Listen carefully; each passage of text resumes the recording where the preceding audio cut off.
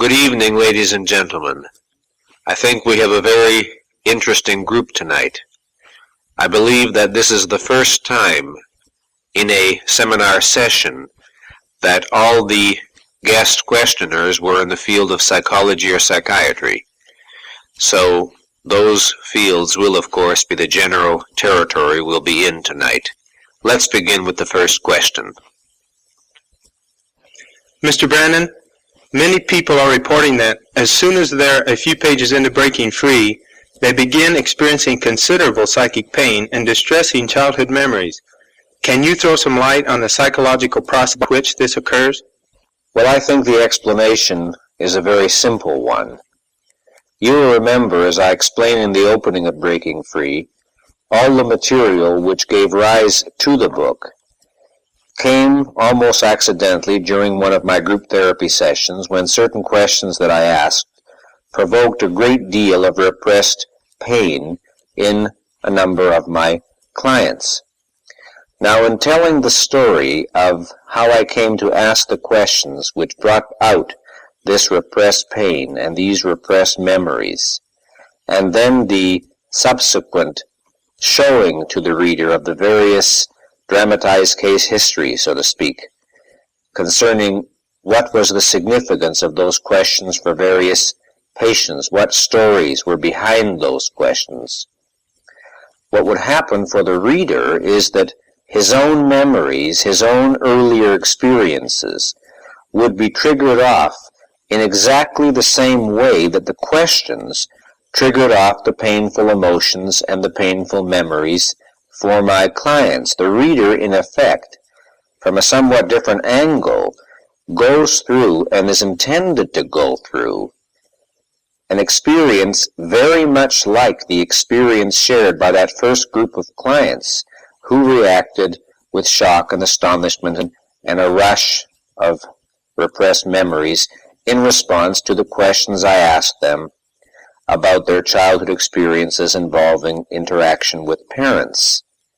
I think that one of the chief purposes of the book and one of the chief goods I hope it will accomplish is to help people to get in better touch with certain aspects of their emotional life, to have significant memories stimulated, memories of events that were crucially important in the formation of their own self-concept, especially when it was a negative self-concept. And those memories inevitably are going to bring with them a good deal of pain.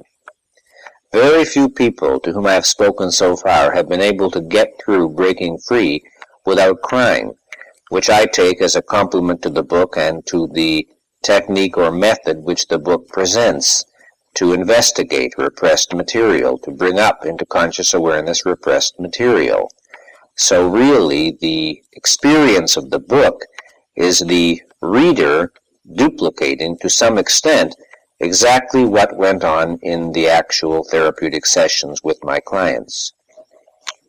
Is it inevitable that one will suffer pain over those early traumatic experiences indefinitely? In order to answer this, I'd like to first say a few words about the subject of pain in general. One of the observations, not only of patients but of people in general, which has been on my mind for many, many years, is the enormous amount of suffering which most people carry around within them without even being aware of it. Most people are much more unhappy most of the time than they consciously identify. And now I'm not talking primarily about the suffering or the unhappiness of their present lives, the frustration of their current lives. No, I'm talking about something else, which is very important to understanding what Breaking Free and the theory behind it is all about. It's my firm conviction that very early in life, in response to pains, hurts, terrors of the first years of life, most children begin repressing, blocking off, bearing their own pain and their own feelings in general, and building up a tremendous backlog of submerged, unidentified pain, which tenses up the whole physiological system, tenses up the muscular system, so that when we encounter these as adults, they have great quantities of 10, 15, 20, 25-year-old pain buried inside their bodies, clearly evident in their eyes, clearly evident in the set of their mouths, and so forth. And for a long time, I puzzled on the endurance of this pain, its persistence year after year after year. And gradually, I came to appreciate the fact that the reason why pain that had its roots in childhood was still a living reality causing psychological damage in adulthood was the fact that nature does not allow us to repress suffering with impunity. It's like a debt that has to be paid. And children, no doubt innocently at times, block off or repress unbearably painful or frightening emotions that they don't know how to handle. And I do think this can happen often quite innocently, simply out of helplessness. The fact remains that those repressed emotions hurt them, hurt their development, have to be dealt with sooner or later. Now, what do I mean by dealt with? I think if they are to be fully happy, fully well-functioning human beings, at some point they have to take the repressive blocks off, get rid of the defenses, face, look at, and fully feel the pain, the suffering, which they didn't know how to handle when they were young children.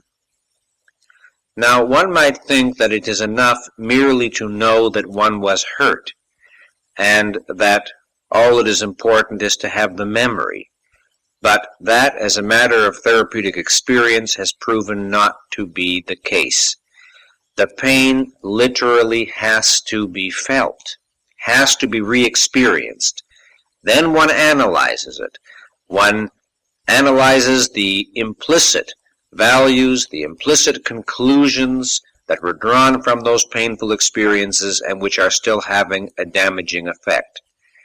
But the client or patient has to be led to face these forbidden emotions, to dissolve his defenses, to open up, and to do a good deal of suffering, fortunately for a short while he is getting this emotional poison out of his system, so to speak. Now, what can sometimes happen is that a patient can describe painful experiences, feel some degree of pain, but even while he is describing his feelings and feeling some emotions, he is still blocked partially. He is still repressed partially. He is still disassociated to a considerable extent. And if he is, he can cry over those experiences 5, 10, 15, 20 times, and he will still not be free of them. He is still, to some extent, merely intellectualizing about those experiences rather than fully permitting them to be real inside his consciousness. In order to be free of those painful blocked emotions, he has to be willing to feel them fully, not 20%, not 60%, not 80%, but 100%. He has to be willing to let those agonizing feelings reverberate through his body and nervous system, and cry if he needs to, and shout if he needs to, and scream if he needs to, but to get that blocked up backlog of agony out of his physical, emotional, and psychological system. And the longer I work with clients, the more firmly I become convinced that there is no shortcut, there is no way to avoid the necessity kind of experience. Now, often, a really significant, highly charged, super painful early experience has to be refelt quite a number of times before one is really psychologically through with it. One doesn't get the full emotion out on one try, so to speak.